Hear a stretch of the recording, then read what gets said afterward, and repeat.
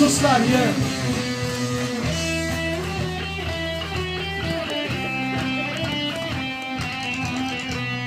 Främling, vad döljer du för mig?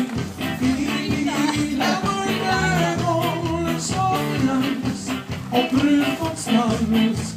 Men en dag, en främling, så känner jag för dig. Jag ber dig, låt mig få veta.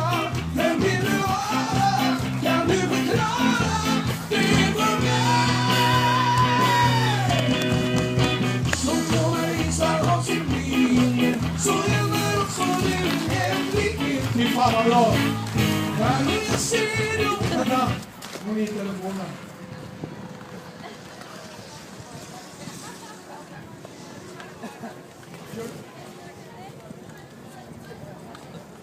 Du har telefon.